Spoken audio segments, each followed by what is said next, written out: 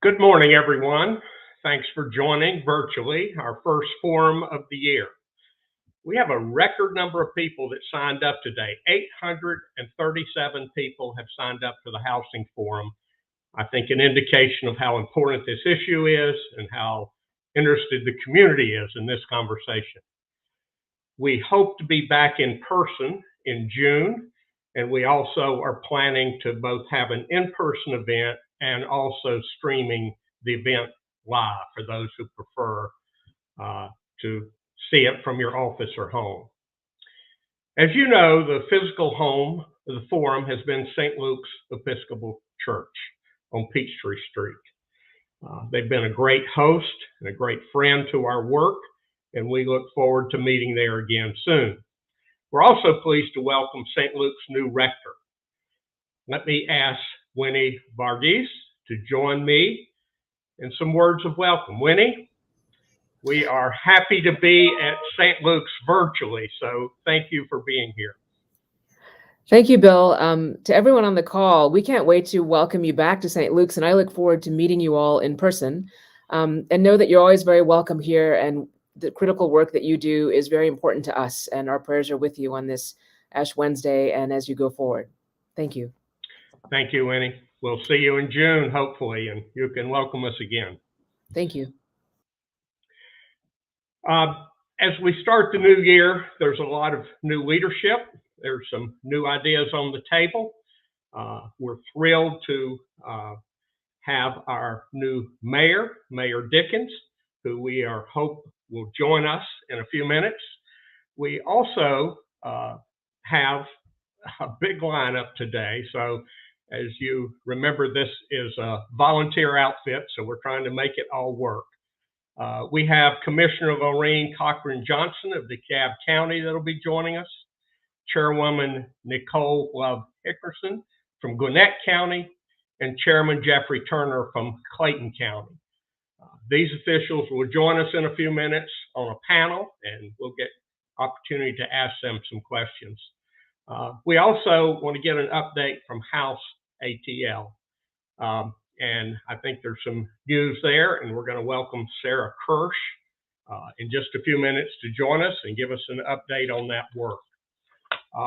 In the meantime, and today is we're really kind of taking stock of things, let me invite, I think Mike is up next.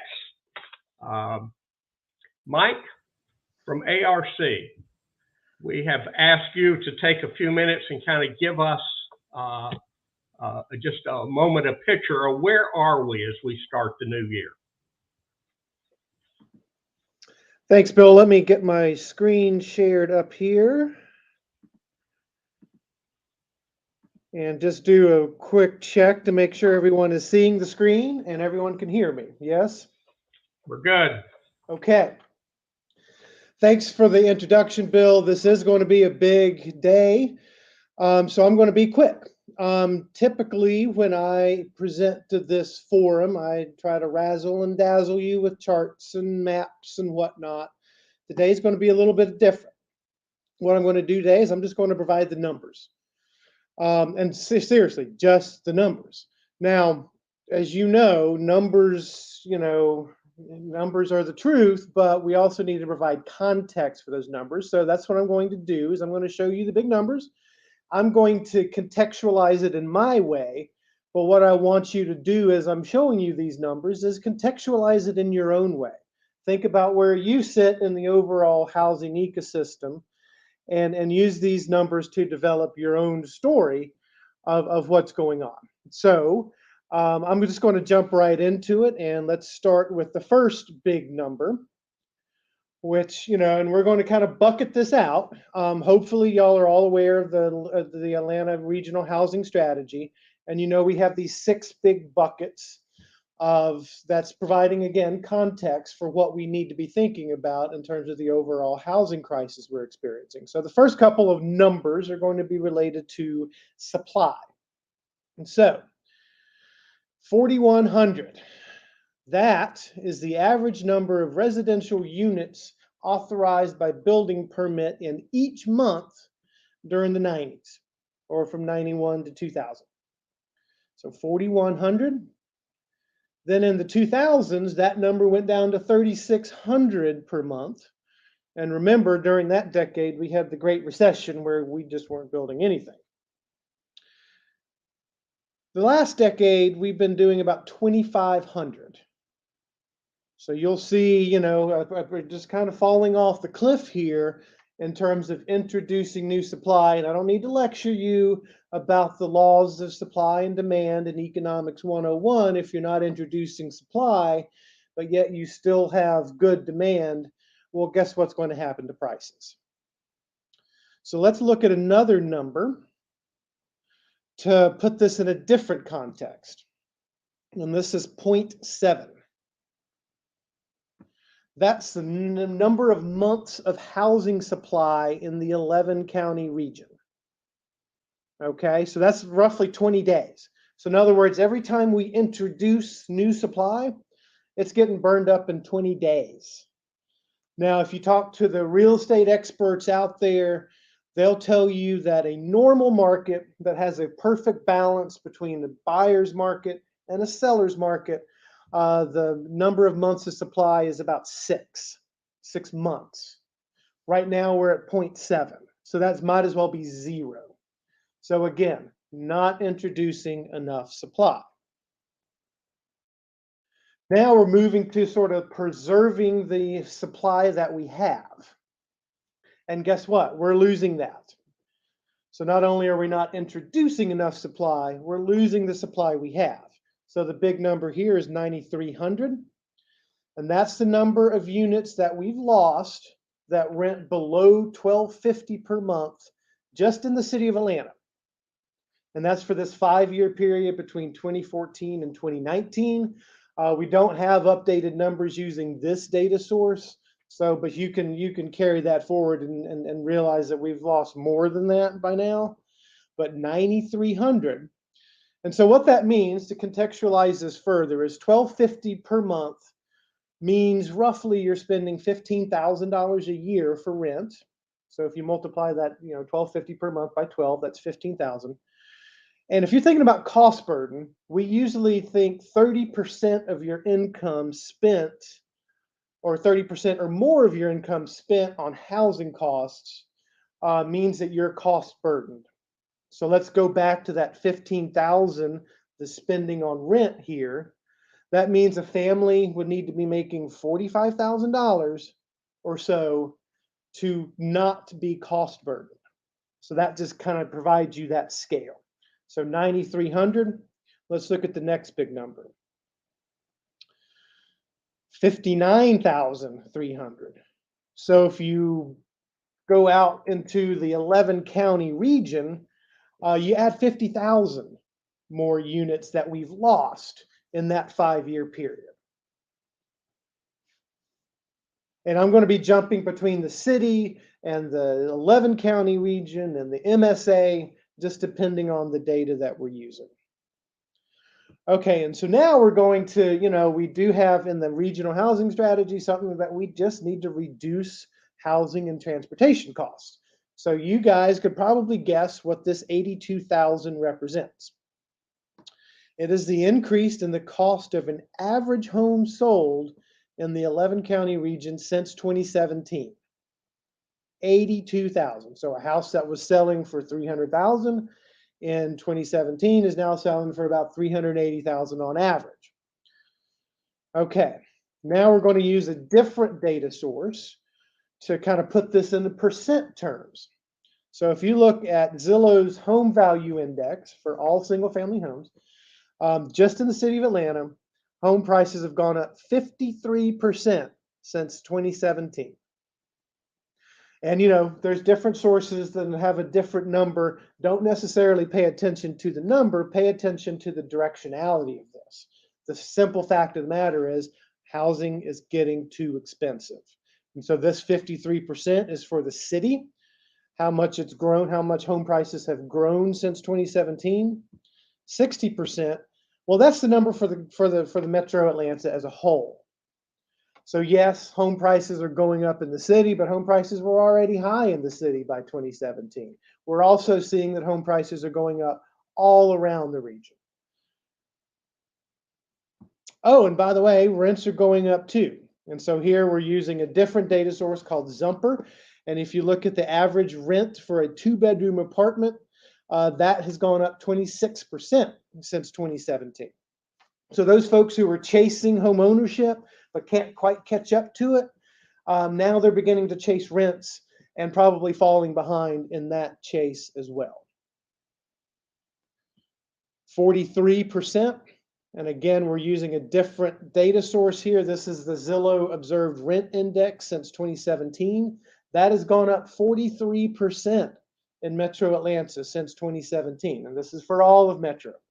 And if you compare Atlanta to some of our other peer metros, we're number one in how much rents have increased since 2017. So, we used to have this natural advantage to where, housing was cheaper here, rents were cheaper here. And that's still the case when compared to many metro areas. But that natural advantage that we have is closing.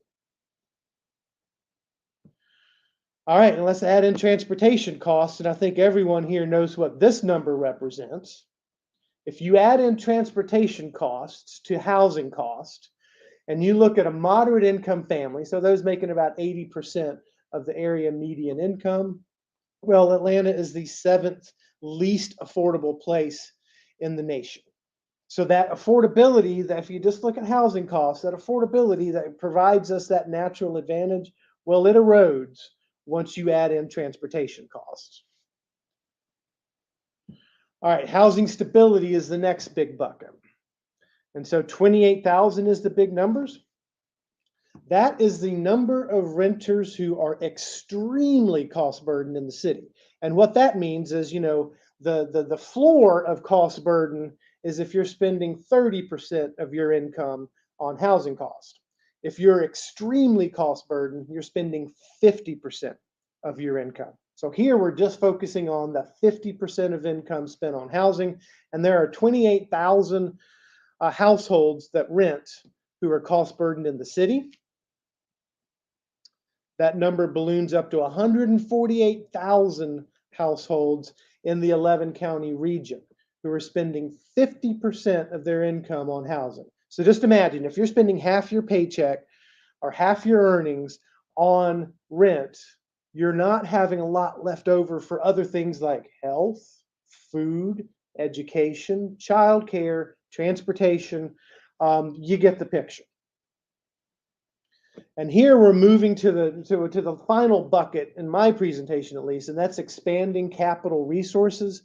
In the housing strategy, we really mean that for helping developers and nonprofit developers get the capital they need to build more affordable units. Here I'm extending that to the demand side and looking at home ownership.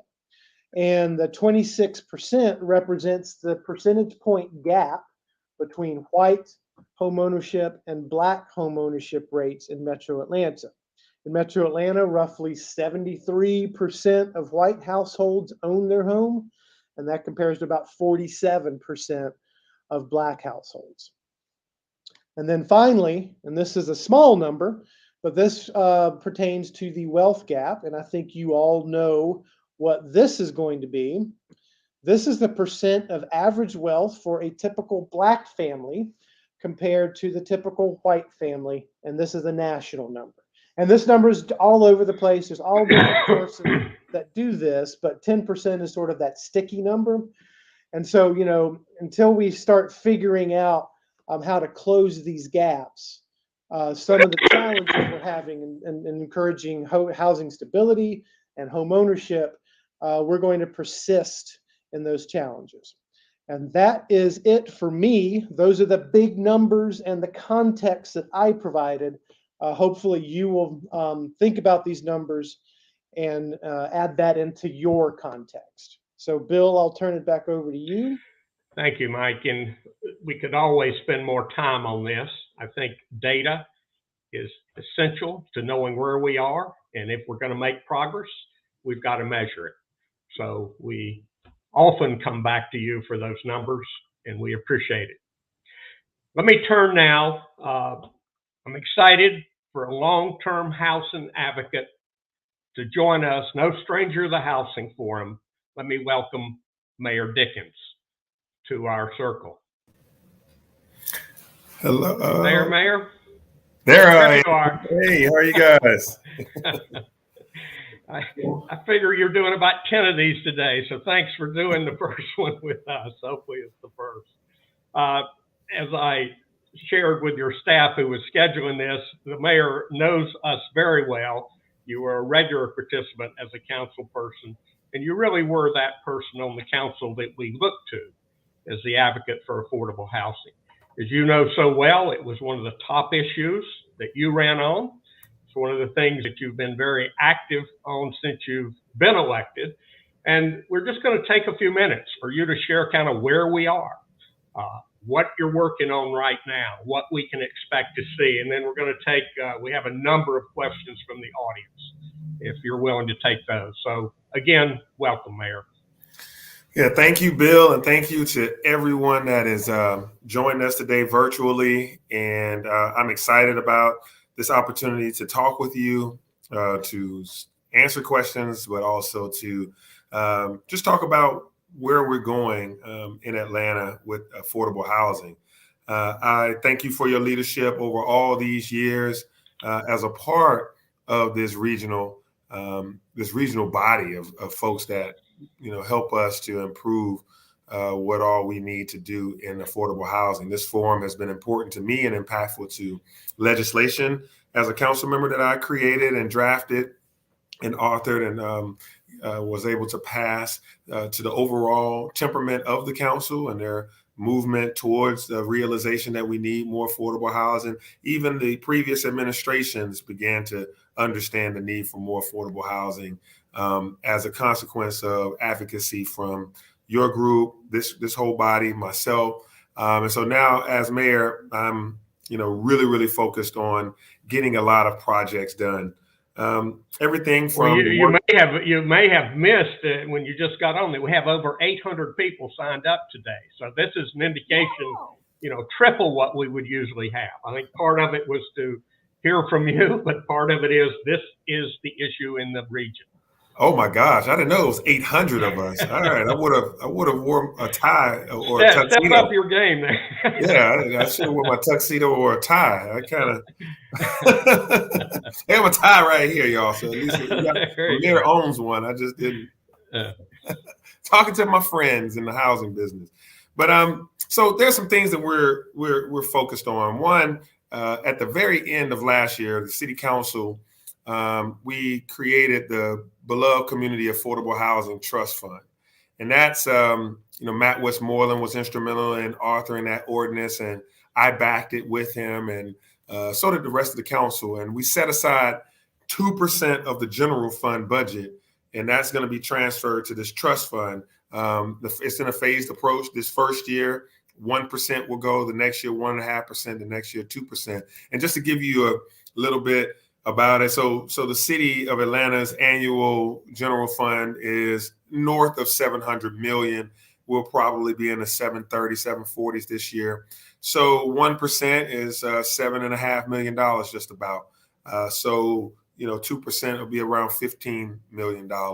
And that's the commitment that we'll be making as we put the Affordable Housing Trust Fund in the annual fund each and every year.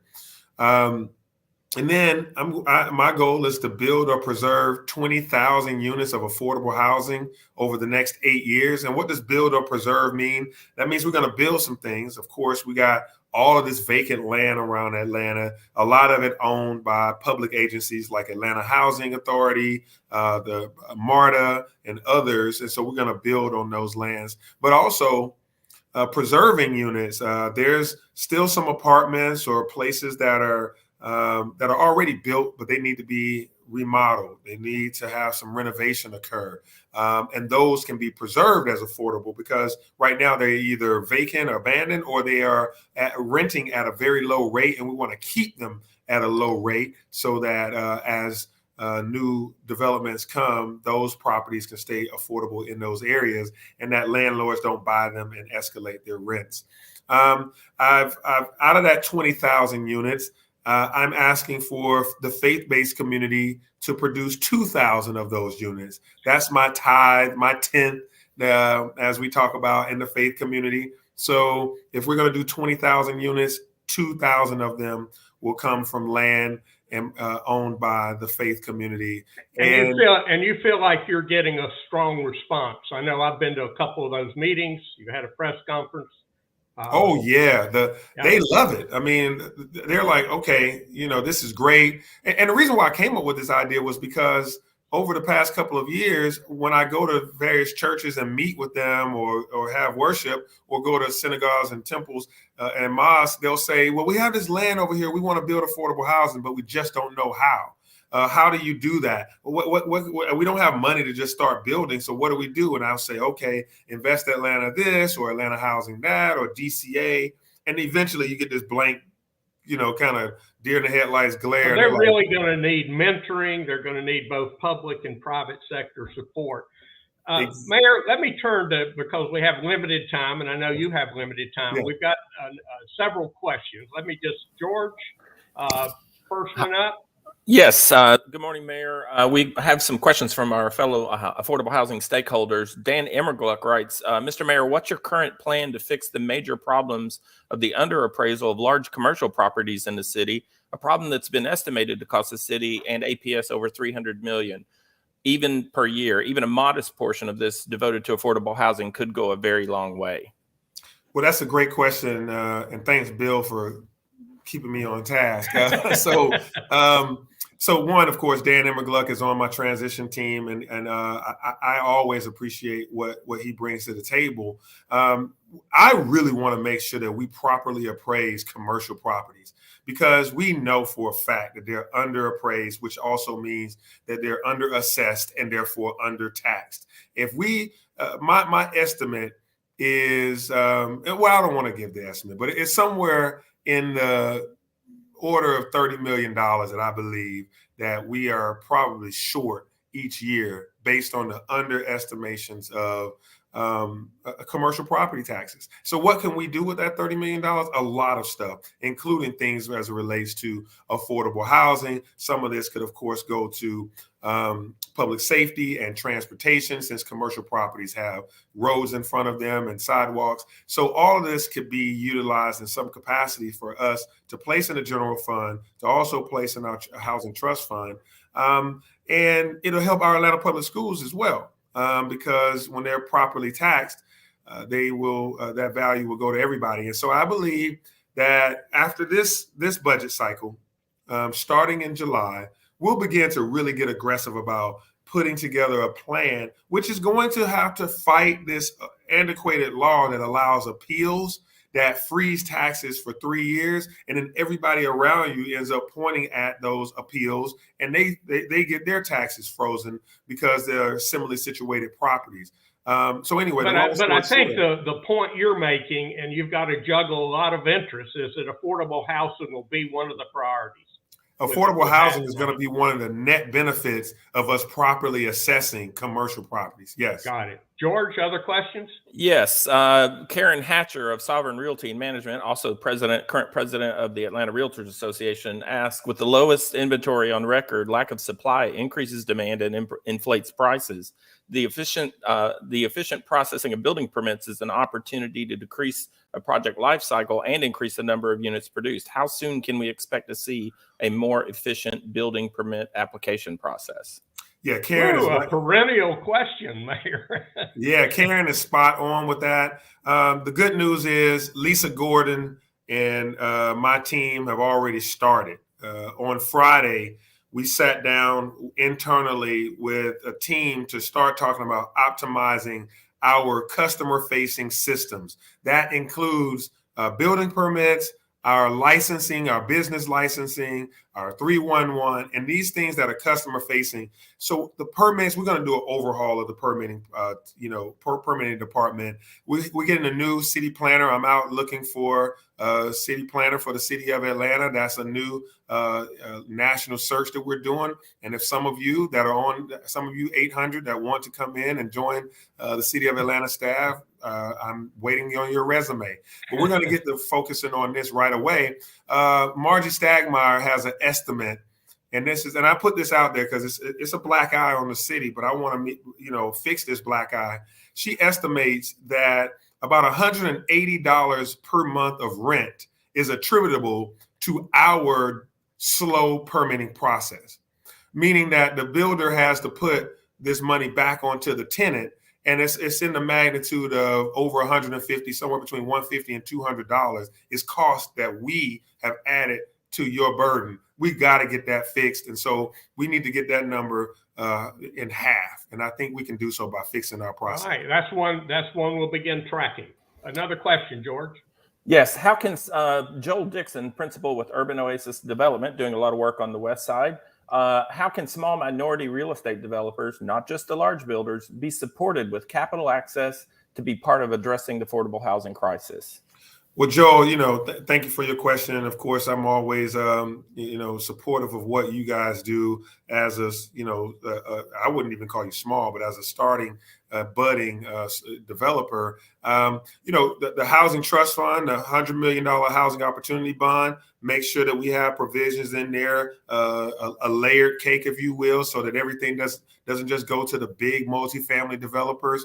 So we have already begun our lens to be in that way, to make sure that we consider smaller projects, medium-sized projects, and large projects, and that they are all able to access these kind of funds that we have direct control over through the Housing Opportunity Bond. That if you talk to Don Arnold right now at Invest Atlanta, we've been using these dollars to do mezzanine financing and gap on the capital stack. It could be something that gets you over to clear the gap between your equity position and your loan position, and maybe your LIHTC deal. You still need some gap funding. We have that through the Housing Opportunity Bond. So I would say continue to make your requests be known on your projects to Invest Atlanta or through Atlanta Housing when their projects and RFPs go out. One more, George. This is our last question. Then we'll try and take some live from the audience. Amanda Ryan, Executive Director of the Atlanta Land Trust, wants to know, do you plan to hire a new Chief Housing Officer? And what is the approach to ensuring alignment among all departments with the city's affordable housing priorities? Yeah, so this is where we are right now. Yes, so the short answer is yes. I want to have a chief housing officer. I don't want to be the chief housing officer. That's what I've become right now. But what I'll say is, if you think about my top 3 employees that are the senior leadership of my administration, you got Lisa Gordon, who was the CEO of Habitat, and then you got Courtney English, who just came from Star C in the leadership position there and has built affordable housing. And then, of course, you got, Odie Donald, who comes from Augusta, who has done a lot of development as well. So we have right now a brain trust around affordable housing. That's intentionality. We're going to do what I'm calling a housing strike force, like a sub cabinet, a strike force. We got all these documents out there from House ATL. I've got documents from you guys. I got stuff from ANDP, Enterprise, affordable housing binders out the wazoo. I love you guys, and I have your input. We're about to right now just start loading up the car with all the bags that you guys have set out there, and we're going to line them up so we can strike and deliver. This is a delivery moment. And so this top team, we're going to decide who's the chief housing officer, and this is about delivery. We have all this land at AHA. Okay, how do we start deploying, which are going to go out this year, which are going to go out next year? Okay, now the preservation money. All right, who's going to start getting these, which project's going to take precedence? And then how do we fix this permitting? All of this stuff is going to happen at the same time. We don't need another binder. We don't need any new input as it relates to, what to do. We already know what to do. We just got to go out there and do it, because we've all come together in these meaningful ways. And so the chief housing officer is going to come in and be a delivery expert. We just need to really sharpshoot. So I plan to, begin to do that search over the next few months. So, hopefully you guys will see some movement on that. But yeah, we won't get out of calendar year 22 without a chief housing officer. But you'll also really start hearing about the activity set that we're going to make. George, have we got time for another question or so? Yeah, we've got, we're pulling some from the live feed. Folks are tuning in on Twitter, Facebook, and YouTube. Derica Williams asked, how can the nonprofit community positively impact the housing crisis in our community and lower the number of those who simply can't afford to live in Metro Atlanta? Well, Derica, that's a great question. I come from the nonprofit community myself with TechBridge and with others. And what I'll say to you is this is about additive. We already have Quest doing a huge amount of work, Star C, and a number of others, if I keep going, that are nonprofits. I mean, ANDP, yeah. Mercy Housing, on and on and on. We have nonprofits that are doing some phenomenal work. And that was why also in that $100 million housing opportunity bond, we carved out money specifically for nonprofit developers.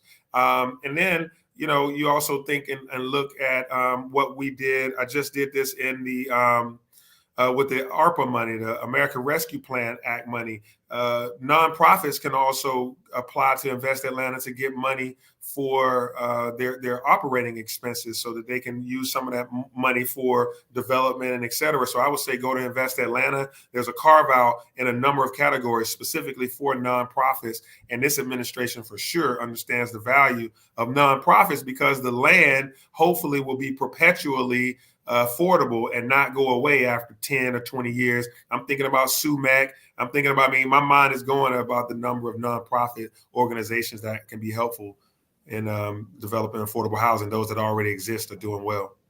Okay, George, let's do one more and try to stay on schedule. You willing to take one more question, Mayor? Of course. You can't say no as mayor. Bill and Mayor Beth Smith ask, is the Dickens administration working on delivering transit-based solutions, i.e. Beltline Rail? What progress is being made? The project is already 10 years behind schedule, fueling displacement. Yeah, so housing and transit make up put a lot of people over 50% of their income being used on those two items. So they go hand in hand. Right now, of course, I want to get rail on the Beltline, and that's a conversation that I've had with MARTA and Beltline just about every week of my administration. I've been in office 7 now, almost 8 weeks, and I can probably say 6 out of those 7 weeks, I've had a conversation with MARTA and the Beltline about rail on the Beltline. But also right now, we're really hyper-focused on Campbellton Road. That project is due.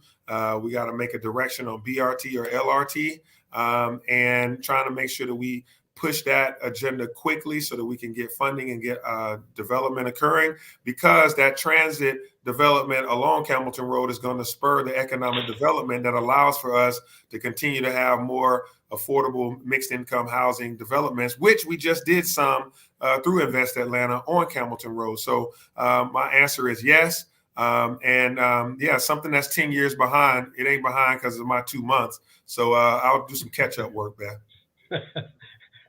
Mayor, these are tough, challenging issues, as you know, and you knew it as a council person. There's not just turning on the spigot and all of a sudden we have housing.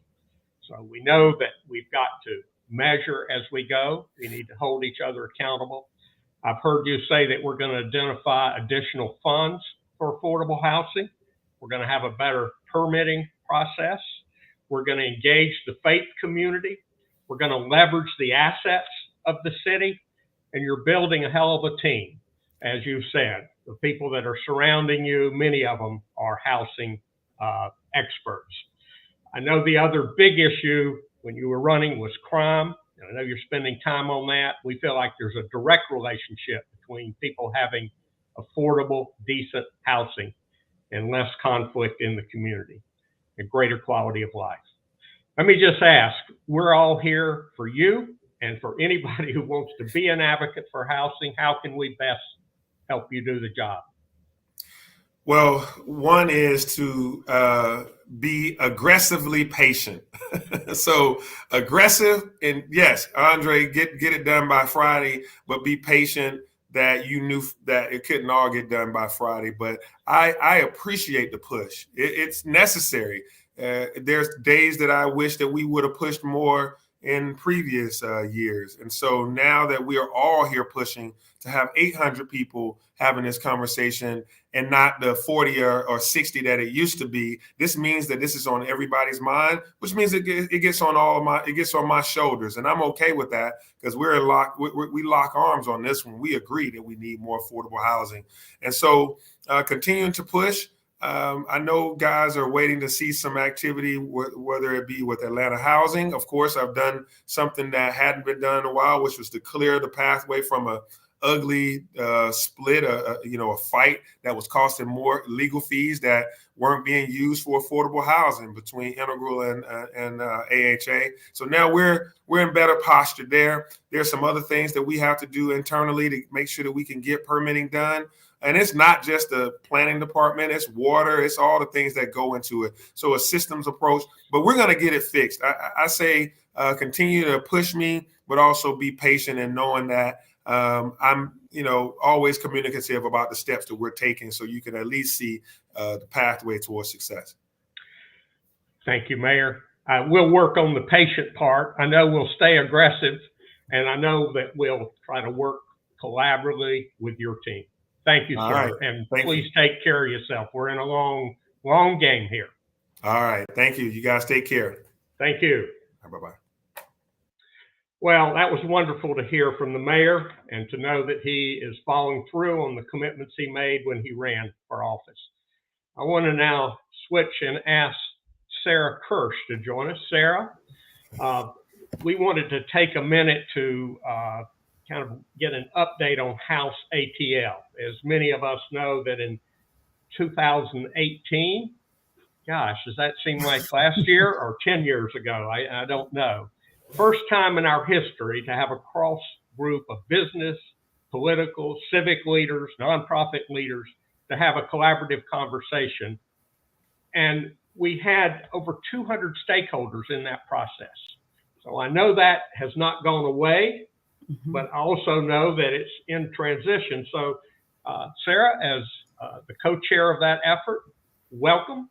And what's going on with House ATL? Thanks, Bill. It's great to be here. And I'm so grateful to get to follow Mike and Mayor Dickens, who have really painted the picture of why House ATL came together. Back in 2017, as we looked around, many of you all will recall, it was kind of a who's on first moment.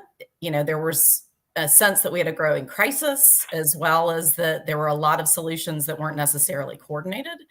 And House ATL came together to essentially, at the highest level, get political and community will for policies and funding to meet the housing affordability needs. And, I think the good news is that you see that political and community will is more robust than, Bill, I'd be curious your perspective, more robust than maybe it's ever been. Everything you just heard Mayor Dickens say, such deep commitment to the issue. And yet, as Mike showed us, the problems have never been more acute, right? I mean, less than a month's supply of housing. I spent years as a consultant, and Atlanta had 9 months of supply as sort of a steady state. We're down to less than one. The amount of affordable stock we're losing. So, on the one hand, I think we've been really successful in getting that community and political will. On the other, the goalposts keep moving in terms of the depth of the crisis. House ATL, as you may recall, came up with 23 recommendations. Someone said to me, a family member said, Sarah, don't tell anyone you have to do 23 things to solve the problem, but they'll never think they can solve it. But those were really around these 4 pillars. You just heard the mayor talk about expanding capital resources. And although none of them are done, there's been enormous progress on them. We had Councilmember Westmoreland introduce the legislation he referenced for that dedicated funding source. That's been like this elusive thing I think we've all been chasing for a long time. And what that means in terms of leveraging it with private and philanthropic dollars. Yes, it's that $7.5 to $15 million that the mayor just talked about. But the opportunity there is to really scale that up to a much larger number with contributions from all the other partners at the table. We've just talked about prioritizing publicly owned land. He referenced the housing opportunity bond. I mean, you sort of go, we haven't done it all to the extent that we perhaps need to, but check, check, check. The private resources, we've got one social impact fund that's been stood up. Y'all had the opportunity to hear from Ashani Omar on that in the past, and probably another one in the works. And then, so that was this bucket of expanding capital resources. A second bucket was working better together. You just heard the mayor say that by the end of calendar 22, there will be a chief housing officer. Enterprise Community Partners has done just a phenomenal job leading the funders collective that gets everyone to the table to figure out how to move projects forward, both in terms of production and preservation. And then I don't know that we have numbers on this, but I really do think we have a much stronger nonprofit sector in terms of capacity. And so, those are, of the 4 pillars, those 2 have seen a lot of progress.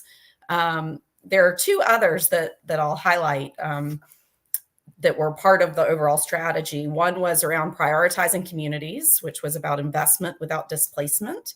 And the other was around empowering residents. And I think you can, if you want to go study the recommendations, there have been progress on those, some in an unfortunate way, right? We've been under such distress these last 2 years that people have had to really figure out, Bill, as you know, emergency rental assistance. And so I think there's a real opportunity for learning from some of the past 2 years on how to do some of that better around housing stability. But the mayor has also, as part of his transition team that I have the honor of serving on, there's a whole subcommittee on neighborhood empowerment. And I'm chairing that subcommittee. You just had a question from Dr. Emmergluck. He's serving on it. And our job is to make recommendations around that housing stability and that engaging residents and having more people-driven and place-based approaches to how we think about both housing and broader community issues. So I think there's real opportunity in that aspect of the work. And Sarah, I think what's so significant is that a number of us who have been working in this field for so long were brought in under the tent to work directly with the mayor and to give those recommendations. I would say it's a new day in that regard. Indeed. It's always we've been kind of lobbing in and hope somebody would listen to us. What should we expect from House ATL as we go forward? Well, there's been a lot of activity behind the scenes over the last year. I think as everyone can appreciate, the coalition really needed to pivot, the overused word of the last 24 months, to think about real urgent issues. But while doing that, have been standing up House ATL as a separate entity. It was a coalition of the willing, right? It was sort of all of us who cared, who said, let's try and get aligned, row in the same direction. It's amazing that people kept showing up. Kept showing up. 100 right? people in the room. So it is folding up under the Community Foundation as an initiative of the Community Foundation for Greater Atlanta, which is really a best practice across the country in terms of how these coalitions exist. I'll follow the. So let me just say that gives it a certain permanency. It's not just a task force that works and then goes away and leaves a white paper behind. Exactly. Okay. And most importantly, as anyone who's done this work, having someone who wakes up every day thinking about aligning the interests to move forward. So there is a job on the street for House ATL's first executive director. Leonard Adams is chairing that search. And I think everyone here knows I'm helping serve on the search committee. And just, I'll do a shameless plug. I think a really significant opportunity for someone to try and move the needle in a coordinated and collaborative way on both policy, education, engagement, and those production goals that the mayor just spoke to. So I guess at the top of the job description, it's wake up every day. This is what you do. This is what you do. We had those original 23 recommendations. The world changes as, there's the old, you make plans and God smiles. And so I expect we'll see more priorities around home ownership, speaking about, that gap that Mike referenced earlier. Really, the past 24 months have just underscored the housing stability needs that we need to be thinking about as a city. I say city, but I'd be remiss if I didn't say, House ATL is purposely expanding its purview to the 5 core counties where, we are not going to change our housing affordability challenges if we just think about the 10% of our region's residents who live in the city. And so really trying to position House ATL to expand to be work along ARC and other partners to be a convener around housing solutions in all of Fulton, all of DeKalb, Gwinnett, Cobb, Clayton, and both around that policy as well as those production and preservation goals. And I know this as being part of that process. This was a big question. Do we start in Atlanta or do we start with 5 counties, 11 counties? The strategic decision was to start in Atlanta. But the recommendations that we came up with, and actually a lot of people in the group represented regional. That's so right. The recommendations are relevant, not just to Atlanta, but to the whole region. Absolutely. I mean, I think the Atlanta Regional Commission has been, which I think you'll hear from some folks who've been leading that work, have been convening folks, both public and private sector leaders, on how they can, move the needle in their communities. And it's a lot of these same questions, right? Sure. Around a housing opportunity bond or a dedicated funding source. This question of emergency rental assistance, this forum has held multiple conversations on. That's a region-wide issue that, having more systemic approaches and being able to advocate collectively on statewide legislative issues is really powerful. And it's not just a city issue. Yeah. Well, I hope you feel encouraged. You've given so much time to this, Sarah. I hear that we're going to have a home at the Community Foundation. Yes. That is going to work regionally, that we're going to have an executive director and a small team that works on it every day. That's their priority. I know, Sarah, after 10, 12 years at ULI, you have decided to make a change. Any announcements about what Sarah Kirsch is going to be doing next? I feel like it's the late night talk show. Like, are you running or are you not running? No, as long as you're not moving to Charlotte, we're happy that you're going to stay here. Nope, native Atlantan. We'll be here probably for the rest of my life. No, I'm there's the adage of, you want purpose, you find the intersection of where your skills are and what the world needs and what you care about. I imagine that this work will be central to what I do next. I tend to do jobs for about 10 to 15 years. So I am going to take a brief break, not a long one, but a brief break, spend a little bit of time with my 3 boys and my husband, and then look forward to the next chapter. Well, as you know, raising those boys, having a husband is not a 15-year gig. It's a lifetime gig. So that balancing act that we all do. I just want to personally and to represent all of us in this circle to thank you for your leadership at ULI. Thank you for your leadership of stepping up for House ATL. I mean, if you don't have a plan, you don't know where you're going. So we do have a plan, both of where we're going to be located, to have leadership. So, Sarah, we wish you the best. I don't think you're going anywhere. So it's another thing I'll be tracking. Where is Sarah Kirsch today? Thank you. Right. Appreciate you having me. Thank you, Sarah. All right. As I said, we have a lot of guests and a lot to cover today. So I want to actually turn to look at the region.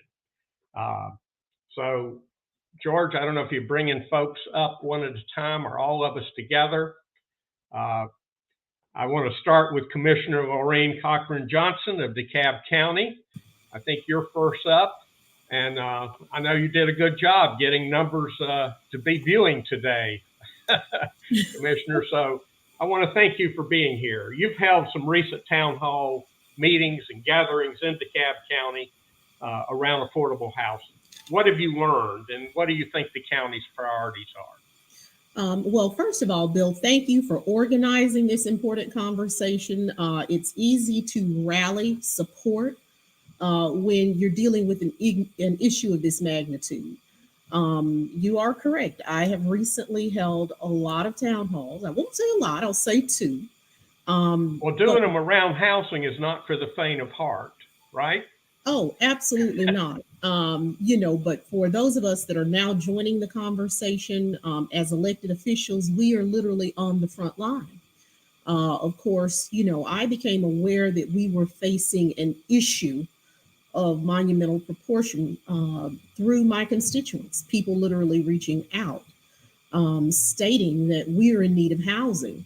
So I'd like to thank Mike for contextualizing the problem in terms of numbers. But what I'll say for DeKalb County is that currently we have 4,700 vouchers that are in the marketplace for affordable housing. But we have a waiting list for 45,000 people. If that's not sobering, I don't know what is. So after realizing the magnitude of the issue, and of course, it's very important to state, most people expect from government what they can't provide for themselves.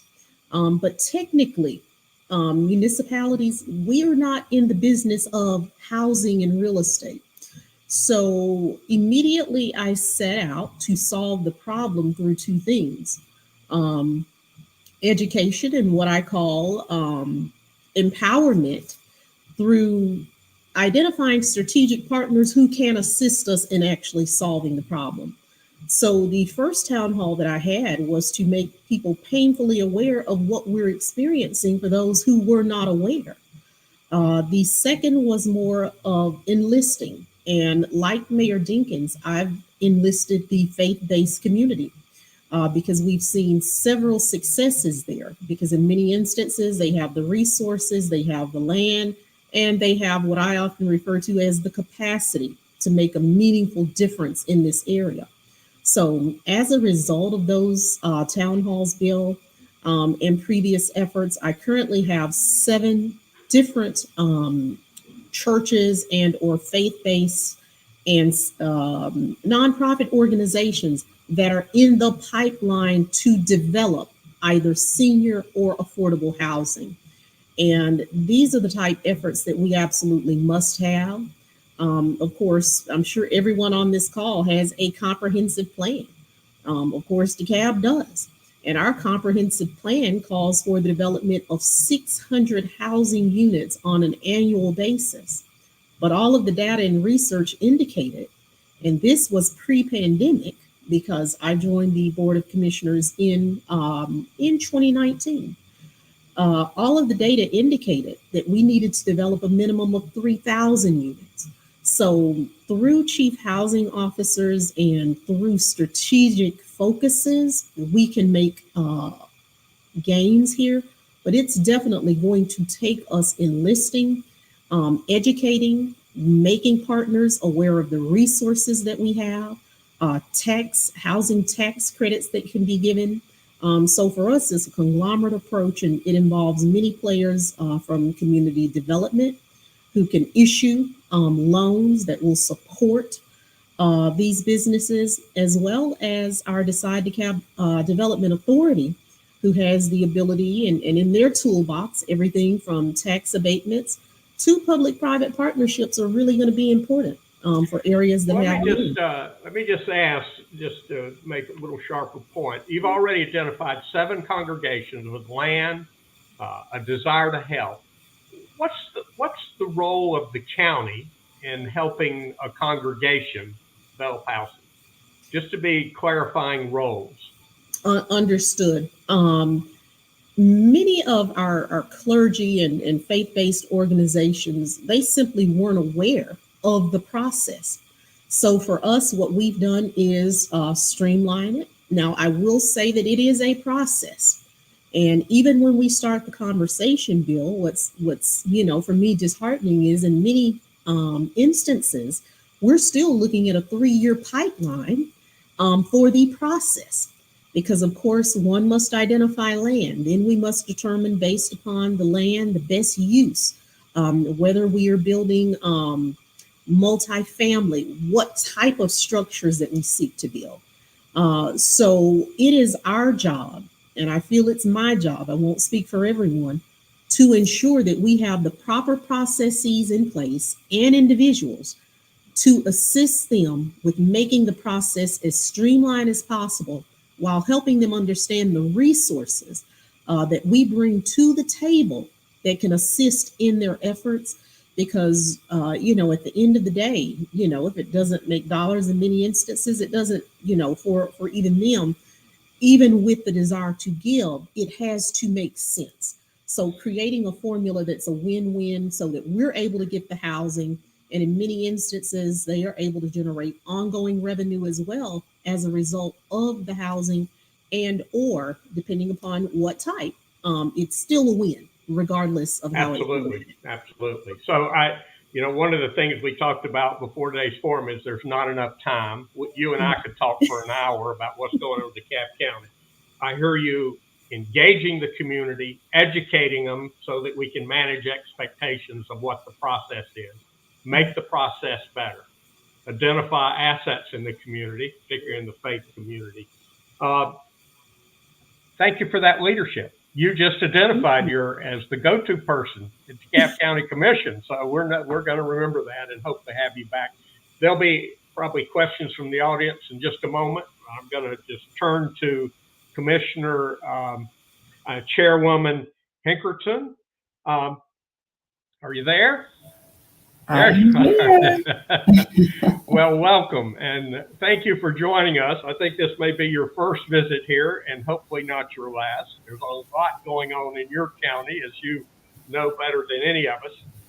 Tell us about the recent housing study that was done in Gwinnett County and what the priorities are there. Thank you, Bill, and thank you for having me. And you're right, I hope this isn't my last, but I'm very passionate about this issue and finding a solution to address the housing needs in Gwinnett. We are the second most populous county in the state of Georgia, and we're only going to continue to grow. We have become a very desirable county for so many reasons. So access to housing options is going to be key to adequately accommodate our growth. We initiated our housing study in August of 2020, and it concluded last year. And the purpose was to aggregate the data on what Gwinnett's housing inventory is, our demographics and housing needs, and also to help us provide safe and diverse housing opportunities to meet the growing needs of a myriad of our constituents. And what we found is that about a third of our Gwinnett households earn less than $50,000 annually. So with an income of $50,000, a household could reasonably afford a house up to $200,000. However, no new homes in Gwinnett are being built at that price range. In fact, in 2015, 19% of homes sold below $200,000. And then in 2020, that dropped to 0%. Going in the wrong direction, huh? Wrong direction. That same resident making $50,000 could reasonably pay $1,250 a month in rent. But rental rates for apartments are also increasing, and only 22% of Gwinnett's apartments rent for less than $1,250 a month. And more startling is that only 2% of the apartment units built since 2010 rent for less than $1,250 a month. So our team is analyzing that data and understanding what we need to do. We also conducted a housing gap analysis as part of that study. And the results forecasted that an annual demand of about 15,091 units to be built a year, but our supply is only 3,560 units a year. So that's an annual gap of more than 11,000 housing units a year. So that's 76% of our demand is unmet. And when you segment that by income, 98% of the demand for homes for the households making $50,000 or less are currently unmet. So it's a big challenge for us in Gwinnett County. So our priorities are going to be geared around increasing the availability of our housing stock, also preserving naturally occurring affordable housing, addressing our zoning and land use policies to make sure that we are addressing up-to-date zoning restrictions that we can make more amenable to the developers that are coming in here so that we can increase our supply and opportunity. So as a board, we're looking at that, as well as dedicating staff. We don't have a department for housing like the city of Atlanta or some of the other jurisdictions. And so addressing infrastructure internally, organizational infrastructure, so that we have dedicated staff that is addressing the need to adequately bring in housing partners, work with our community, the business leaders, the faith community, financiers, and that kind of thing. So we're looking. So you're looking for that person who's going to get up every day, right? That's right. We need. I'm not it. Like Mayor Dickens said, I am not the housing person. But we need to hire. Where would they be located in Gwinnett? If you're not going to have a housing czar or a housing department, where are they in planning and economic development? Where would they? Well, they would be housed in our, hopefully. The goal of a housing unit essentially would work with our planning development, our economic development, our housing authority, our nonprofit partners. So this would be an internal department or division that would fall under one of our, probably most likely our planning and development department. They really need to be working in tandem with our planning development department. Okay. All right. It's always important to know who it is, who they're reporting to, and how we hold them accountable. That's right. Big job in Gwinnett County. You started out with a lot of people want to live here because it's a great county and a lot of assets there, but a big gap. Are you the one we look to on the commission? It's all of us. I will say our entire board of commissioners is committed to this process. It's not just me. It's also our district commissioners. We're all facing this across the county in many of the district areas. We have 4 districts and they're all facing issues with affordability. And this has become one of our key priorities to address this year. In fact, we've invested funding in the budget to develop a comprehensive plan. We don't have a comprehensive plan just yet, but the study was the first thing. Then we did our residential zoning district assessment. And then the next step will be to convene an internal task force to start developing that comprehensive plan so that we can chart our path forward. And would you anticipate participating in the House ATL? Absolutely. We absolutely want to work with our partners in the region and also in our county. So we want to produce more housing. We want to retain the housing that we have. We want to look at land use, and you're really wanting to identify the folks who are going to get up every day in Gwinnett County and work on this. That's right. So we'll be looking for a plan from you in the county, and don't worry, we're going to have you back. So let me switch. We'll come back to you in just a second. Let me now look to Chairman Turner. You're the longest tenured person on the panel today, so maybe you might have the most to say. A lot of challenges in Clayton. So through the foreclosure crisis, now the pandemic, what have you learned about affordable housing in Clayton County, Chairman? Well, first of all, let me say it's a pleasure to be on this forum this morning. And when you said I'm the longest tenure, it make me sound real old. Wow. So I'm feeling some kind of way about that. But yeah, been through the foreclosure crisis as well as the pandemic. And during that time, we realized here in Clayton County that a lot of people lost their homes in the foreclosure crisis. And now they're seeing a reoccurring event with the pandemic, with the possible evictions. And as a county, we allocated money to try to, just like the other counties, to try to make sure that those citizens remain in their homes. But as the foreclosure forced a lot of people out, people who are getting evicted nowadays, we see a major issue with investors coming into our county, buying up that property. And then as Mike alluded to in his presentation, he didn't allude to, he said it in his presentation, that it's causing a burden on those families in our communities. So just a little something about Clayton County. Clayton County has a young population. Our median age is right around 34, 35 years of age. So we know that those young people are really just starting their careers and making average to medium wages.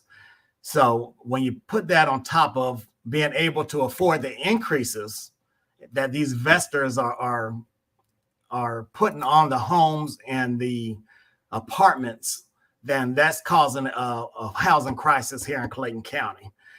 I think Chair Hendrickson mentioned that her per capita income in Gwinnett County is right around 50-some thousand. Ours is right around 42,000. So what you see with us is probably the lowest per capita income in the metro Atlanta area. So what we have to do is look at how can we help with affordable housing in Clayton County. And let me say, we have a large inventory of affordable housing already in Clayton County. Okay. We have a very diverse stock of affordable housing. But what we are looking to do to prioritize and to strategize is to analyze the county's housing needs that illustrate the problems our jurisdiction is seeking to solve. So we do that by recognizing the differences between growth in employment and the housing stock. We look at rent burdens of different subgroups, and then the comparison of recent growth in rents and incomes. As I said earlier, that with the rising rent costs, and let me say, in Clayton County, over 50% of our housing is rental properties. Over 50%. So that's a problem huge in itself. So when you see those rents starting to go up and people not being able to afford it, again, we're having a real crisis in Clayton County. And but we also, Jeff, I interrupt, but I just had lunch down in Hapeville last week, and you look and you think, wow, what a beautiful little community. The restaurants are open, it's cleaned up. You got Porsche down there doing all their work. When you do economic development in Clayton, are folks that are coming into the county, are they pointing to the need for affordable housing for employees? Do those things go together? Absolutely. They come in, they make that a priority in some instances, that affordable housing for the type of jobs that exist here in Clayton County. And a lot of those jobs in Clayton County are manufacturing logistical jobs. So they're not the high-end paying jobs. So therefore, their workforce has to have somewhere affordable to live. And we all know that goes hand in hand with our transit needs and so many other needs that's centric to the affordable housing problems that we are seeing. But also we have to define the policy objectives of the county, because we hope to achieve a number of things through seeking federal and state and local subsidies through livable communities initiative funding, transit-oriented development, and HUD funding. We know that the government has a lot of money that can help in this area. We are tapping into those resources on a daily basis and making sure that our citizens who are eligible are receiving or benefiting from those allocated funds. The Affordable Cares Act was able to provide us with a lot of money to help a lot of people.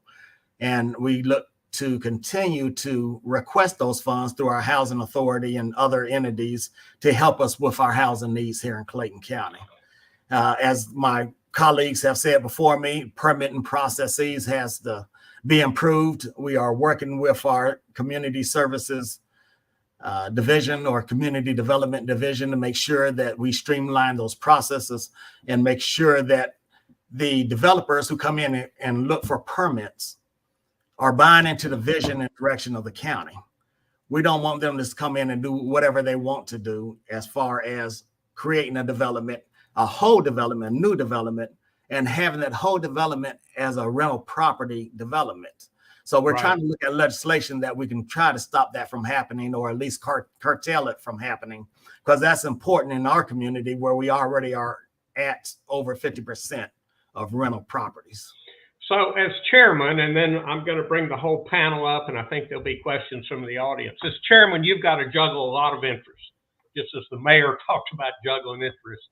And every day, you got to figure that out. Where does housing, affordable housing, fit in all those interests? You got economic development and transportation. We've got to educate our kids. Crime is always an issue. Where's affordable housing fit in Clayton?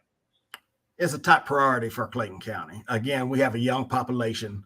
We have to make sure that our workforce that are employed by some of our businesses have a place to live. And it does us a disservice if we outprice them when it comes to our rental homes as well as the apartment complexes. And we have to, as a county, as a government, look to rectify that, or at least help in some respect. And just like my other counterparts, once again, has mentioned, we like to call upon our nonprofit organizations, our faith-based communities to help in that,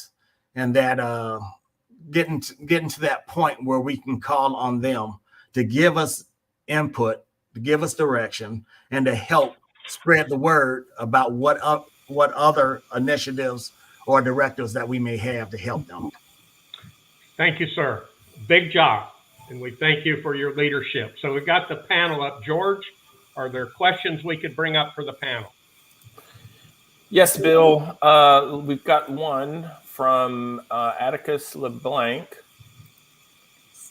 ARC just showed that 148,000 renters can't afford housing. What's a reasonable goal for DeKalb this year in terms of housing units to meet through provision of resources and streamlining process?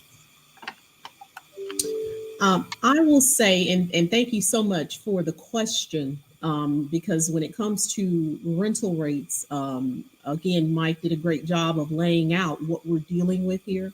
We're seeing anywhere from 30 to 40% increases in rental rates.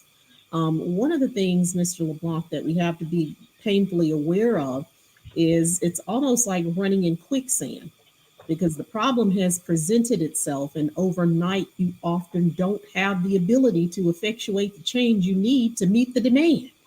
So with that being said, for DeKalb, we continue working through our housing authority to identify units that can be used as affordable housing and extending those partnerships, because one of the key factors that's very important, and I want to thank Chairman Turner for bringing that out, is that even when it comes to rental units now, we're competing with Wall Street LLCs and private investors, because even our housing inventory is being purchased and it's being repurposed. So we have issues in DeKalb with everything from pad splits, which for us is one of the most undesirable outcomes in the development of affordable housing.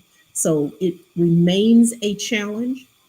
I wish I could sit here and say for you that we would be able to develop over the course of the next year a certain amount of units, but it's an ongoing struggle. And each and every day, we're just working hard to increase the inventory in a reasonable way based upon what is out there in the marketplace. So you brought up an interesting issue, and I think it's something we'll address later in the year at the Housing Forum, but almost 40% of the housing that has been sold in the last year in the region, almost 40% has been bought by investment banks and outside investors. You know, you kind of look at that and think, are we all going to be renters one day? Who's going to own? And Chairman Turner, to your point, for young people trying to get that first home, you know, because that's how you start building your asset and, you know, growing your family. What do we do about that? I know that's happening a lot, Chairwoman, in Gwinnett County. It's hard to stop the marketplace, the market coming in, but a big issue for us. Anybody? Absolutely. And I'll just sort of pop in and say that, you know, right now we're seeing the numbers, at least myself for DeKalb, come in over the past 2 years. And what we found is that in 5 zip codes in DeKalb County, Georgia, over 50% of all homes that were sold to Wall Street, LLCs, and private investors. So, you know, I could sit here and I could literally cite the zip codes as well as the areas where we're seeing this. But what we're going to need to do, and I have engaged our legal department, because, you know, I called for a moratorium against box stores, dollar stores in certain zip codes, seeing the effect. Because what you're dealing with here, these are communities that were already, DeKalb County, Georgia was one of the hardest hit during the economic downturn that occurred in the housing market in 2008. So these are individuals and communities that hadn't had time to recoup. And before they're able to stand firmly, now, once again, we're having literally the wind knocked out of them, and they are forced to compete with corporate entities to acquire housing.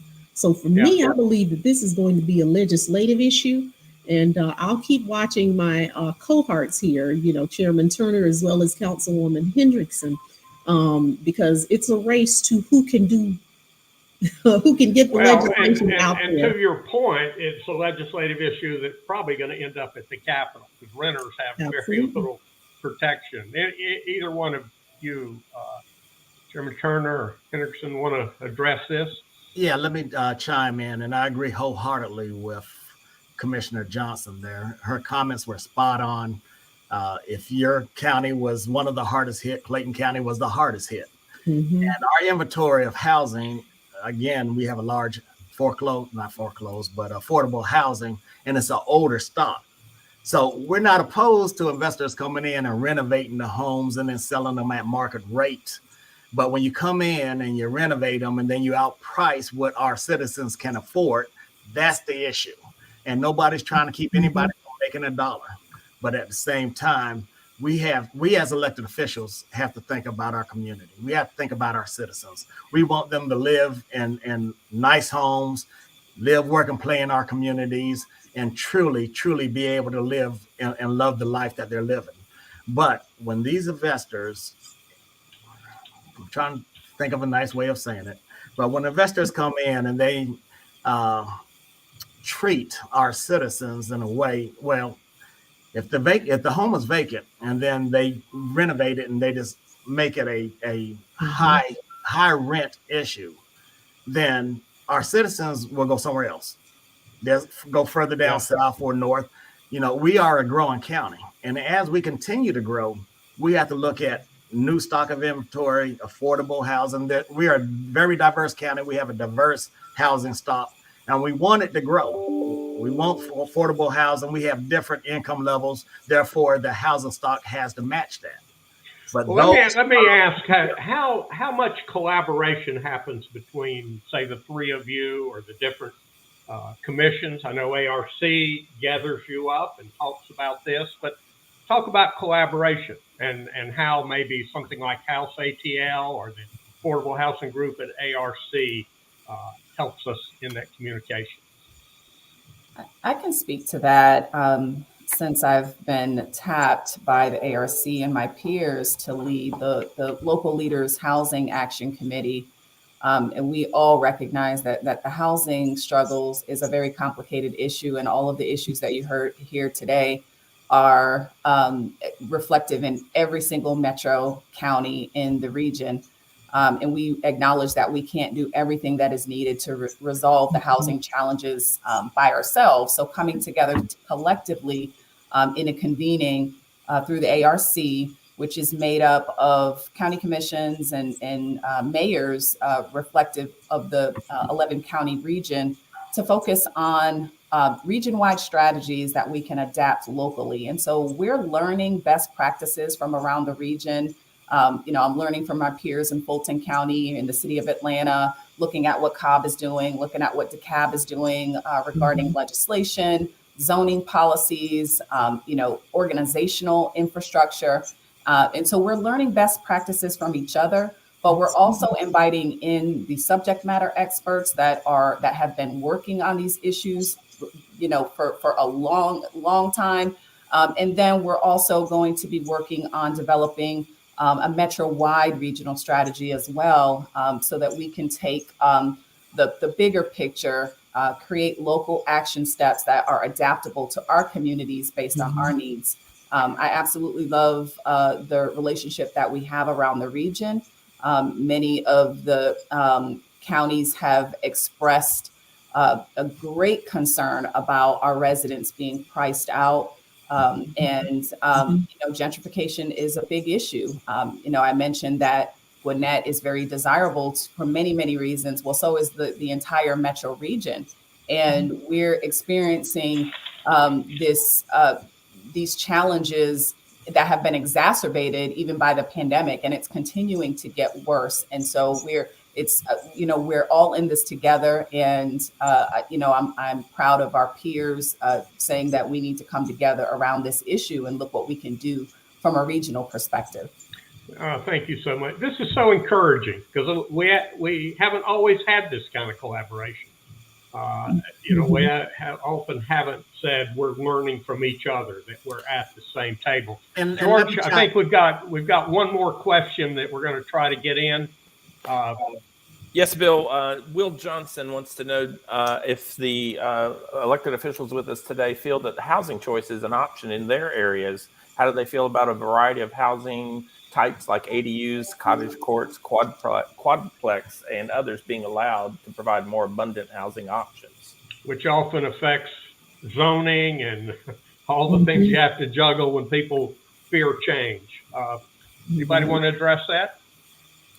I can just quickly state, because I referenced this already, that we conducted a residential zoning district assessment, and that looks at that. It looks at the various options that we could produce in Gwinnett County, and tiny homes came up, and I know that is something that's being considered in other areas, and so we're looking at providing a myriad of options for our constituents, and it really is going to be based on what we can adequately do through our zoning policies and our land use policies. And just when you say adequately do, how do we make it adequate? I mean, because that's kind of where the rubber hits the road, of the NIMBY, and we're not sure about this kind of housing or auxiliary buildings, and yet we all have to go there. We have to figure out new ways of operating. For us, it's also looking at our unified development ordinances and our land use together. We have to update our UDO. We have to update our unified plan, and the unified plan is a long range plan. However, it needs updating, and it's going to take addressing some of the changes and the updates to that to begin adequately addressing what our needs and priorities are right now. Okay, Chairman Turner. Absolutely. For us to be able to adequately address, we have to look at our land use and make sure that, and first of all, to Mr. Johnston's question, absolutely. I love the housing choice question, and I love to provide our residents with options. But we have to make sure that we are doing it in a responsible way throughout the county by looking at our land use map, our plan, and making sure that we put those communities or those type of housing options where it will be most beneficial throughout the county. So we are definitely working on that, working on our ordinances to make sure we accommodate the needs for different options throughout the county. And Commissioner, I know you want to get in, Commissioner Johnson. Yes. Absolutely, because we started a little over a year ago updating our ordinances. And, the nature of housing is changing so quickly. At the time, as Chairwoman Hendrickson said, we were looking then at the tiny homes. Well, now, since that time, I've gone back and I have a developer that's interested in container homes. So all of these things are new and emerging. And when you see the term ADU, I always like for everyone to be a part of the conversation. So those refer to auxiliary dwelling units. And when it comes to ADUs, those they require a little more scrutiny, in my opinion, because we do have folk who will stack homes on top of homes for convenience and for economic gain. So I don't want to see the integrity of communities sacrificed under the auspices of creating or solving a problem either. So there's some things that even when we update ordinances and we look at land use, because all of that becomes critical, it still requires a case-by-case basis. But again, I support housing choice. At this point, we literally have no option if we're going to be responsive to the problem. So, as we talked about before the forum, there's not enough time. That's why we're going to have you back, and we're going to continue this conversation. I'm most encouraged that you guys are talking to each other, learning from each other, that you're all willing to kind of face it and say that we've got to figure out and work with the tensions in the community. But people are moving here. They want to be in our counties, and we've got to provide affordable, decent, safe housing for those folks. Yes. Thank you all for your leadership. And it's not a small task right now. Thank you all for being here. Thank you. Thank you. Now, Mr. Johnson just said, things are changing so quickly. And one of the things that we see is that leadership is changing so quickly. Doug Hooker, who is retiring from ARC. I wanted to take a moment with Doug so that we could thank him for his leadership, thanking him for hosting the Housing Forum at ARC. We did that some years ago, for creating the table. Unfortunately, the governor also wanted Doug this morning, so he's at the Capitol getting recognition from the governor and the legislature, as he should. So what we did was do a video. Doug and I got together last week and had a short conversation. George, if you could bring that up. This is without Doug here. This is our way of thanking Doug. Well, good morning, Doug. We want to welcome you to our Regional Housing Forum today, and we're doing this, I think, for a special reason. You're getting ready to retire from ARC. Yeah. And we just wanted to take a few minutes to reflect on your tenure there and to thank you for your support of the Regional Housing Forum.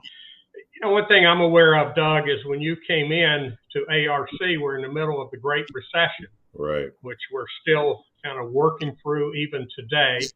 A tough time to come into an organization that is made up of multiple counties, multiple interests.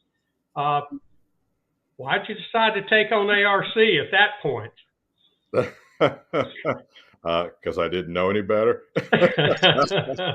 No, in all honesty, the opportunity and the privilege to lead the Atlanta Regional Commission at any point in time was an opportunity that I would not have passed up in my career, and to have the honor, if you will, of working with so many wonderful women and men at that agency and throughout the community in that spot. I was overjoyed to be able to have that opportunity, knowing that this would probably be the last formal job in my career. And so despite all the challenges that we were facing at the time, certainly the mortgage crisis was very intense for so many of our communities. But we were also looking forward at that point in time to the regional T-SPLOST referendum in July of 2012. So, you know, it was a combination of angst and excitement kind of all at the same time. And so, you know, it was just an opportunity that was too good to pass up for sure. Well, and the way you're framing that is when there's big challenges in the community, you can see them as a big challenge or you can see them as a big opportunity. And I think, you know, your career in public service is that you see those as opportunities to serve. And as you probably know, Doug, in the talks that I give and the teaching that I do at the university, you're one of the people I point to all the time as a public servant who was a servant leader in that regard. Now, traditionally, we've looked at ARC to make the big transportation planning decisions. You've taken on healthcare, particularly to the elderly.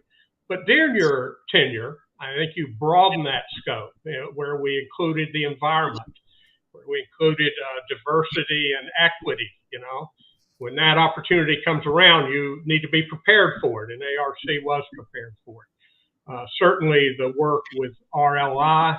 I know everybody I talked to at a county leadership program, I said, your next stop is RLI because you've got to understand yourself in a regional perspective. The link trips have been so helpful through the years. But today we're focused on affordable housing. And you just pointed to the men and women at ARC. I would just hold up Marissa Ghani, who is our key contact. You know, we use Mike Alexander and Mike Carathan over and over for the data. Sam Sambaga has been a great leader for us. John Hammond has been a personal support to me. So say something about the culture that you've created at ARC to get the best out of people. Well, Bill, thank you. I always am reluctant to say that I created the culture. What I like to say is that I set the tenor for my colleagues to walk into that space and to help co-create a culture. You can't do it by yourself, no matter how good a leader you are. You have to have people who are willing to respond to your vision and do what they can do in their own right. And so what I say is that the culture that we created was one to not let our regulatory mandates in transportation, aging workforce, and our other portfolios, not let those be our ceiling, but rather be our floor. And that to leverage the resources and the capabilities that we have inherent in the organization, our technical skills, our convening, our data and research capabilities, and how do we help apply those as a partner in other aspects of community life that don't neatly fit into our portfolio of federal and state mandates, but yet and still the communities has those needs. And if there's something we can do to help add to the community's ability to address those, then that's what I was trying to do. I called our culture change journey the evolution strategy. I said as a planning organization, we have to be out on the edge, on the horizon of what's coming at us as a community, and do the best we can to help our colleagues and families and friends understand what those challenges might be and what the opportunities might be for us as a regional community. And so the evolution strategy had 5 guiding principles, and I called on my colleagues to do that, to work in an interdisciplinary fashion, to develop holistic approaches to our problems, to be actionable, just not put plans, but how do we build coalitions to operate and actualize those plans, realize those plans, to be outcome-based, begin with an ending in mind. And the last but most important one was ensure our colleagues' success. And that we all had a duty of care, not only to help each other succeed inside the 4 walls of the agency, but to help our friends and folks all around the community to succeed as best we could reasonably do that. So that was the challenge I put before them. They readily accepted it, and they've done such marvelous work with that and stepped into that. And we've become much more of a customer-oriented, value-oriented, focused group, and I'm very proud of that. Well, you should be. And, there's always got to be a container to hold all those good folks and their good intentions, and you've created that place. In a TED Talk that I called for bold action in regional leadership to addressing our issues. And he reminded me that's probably more of a pressing need now than ever before. Yeah. And so, I guess in retrospect, the only thing I would say is that, everybody's got to keep up the good fight, despite all the obstacles, despite the knuckleheadedness of our politics these days. We got to keep up the good fight, because at the end of the day, the work that we do individually and collectively to address this increasingly desperate housing issue is going to benefit thousands and tens of thousands of people. And, it needs to be done. And if we don't do it, nobody else will. So that's it. That's our opportunity, isn't it? Yeah, absolutely. Yeah.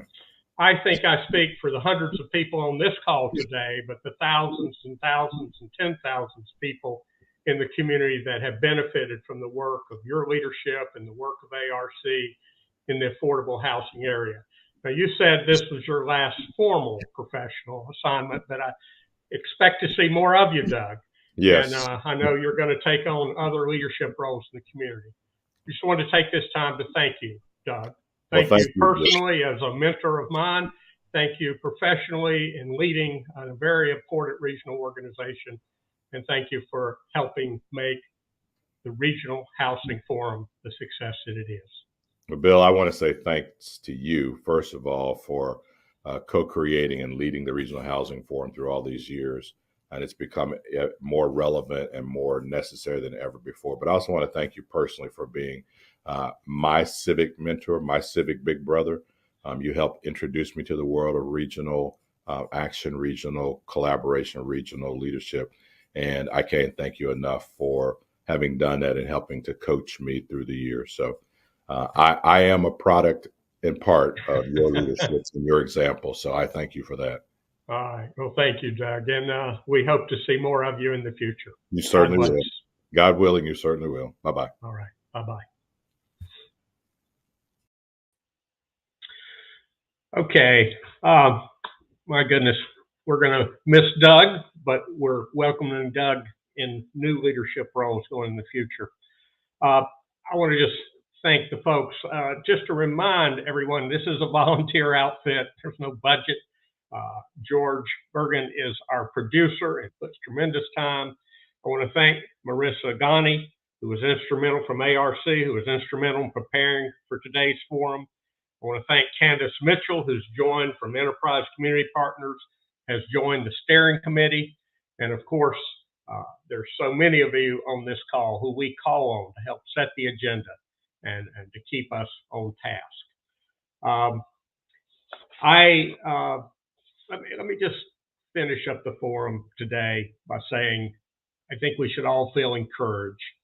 It takes a strong political leadership to move the affordable housing agenda, and we're aware of the tensions and sometimes fear that exist in this space. But there are clear, measurable steps that can and must be taken. So we need mutual accountability. And we know that it takes partnerships between the public and private sectors and the faith community and the affordable housing advocates to make progress.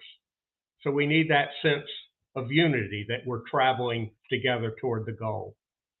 And because it takes collaboration and working together, each playing their own unique roles. And as we talked to political leaders today, we knew that they're in a really challenging spot to juggle all those interests. So we need trust. Trust in each other, trust in the process, trust that if we stay at the table and that we talk sincerely to each other, hold each other accountable, that we can make progress. So again, thanks for everyone for being here. We hope to see you in person at St. Louis Church in June. You'll be getting material on that. Again, I want to thank George Bergen, who is the producer and helps schedule everybody to get on this call. Thank you very much, and let's go forward and create more affordable housing. God bless.